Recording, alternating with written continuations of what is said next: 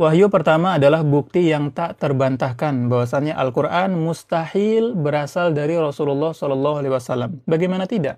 Hal pertama yang ditujukan, yang diperintahkan kepada Rasulullah adalah Iqra, perintah membaca. Dan Rasulullah dengan penuh kesadaran, penuh kejujuran, itu spontan menjawab, Ma ana biqori.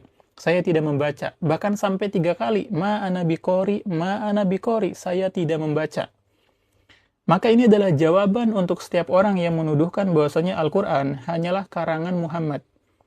Bagaimana mungkin orang yang tidak pernah membaca bisa mendatangkan ayat-ayat Al-Quran sebanyak 6.236 ayat, sebanyak 30 juz, bahkan lebih dari 500 halaman.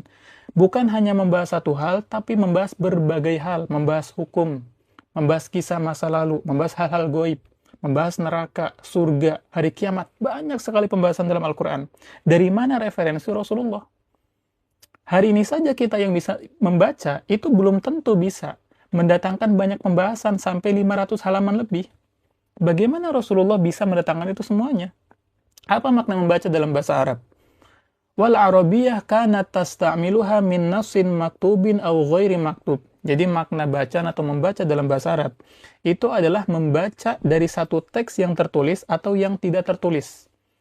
Ya, misalkan kalau kita suruh baca Al-Fatihah, baca yang ada di hadapan kita. Kalau tidak ada di hadapan kita, maka yang ada di kepala kita.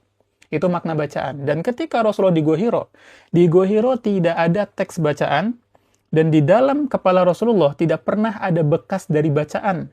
Karena seumur hidup selama 40 tahun Rasulullah hidup di Mekah, tidak pernah sibuk membaca atau menulis, la yaqra wa la yaktub.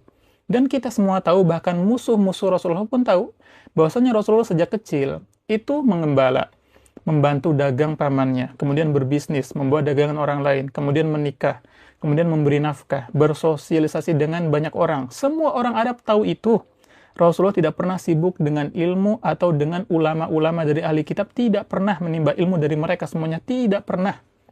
Maka pertanyaannya, dari mana referensi tersebut? Dari mana? Wallahu a'la wa'alam.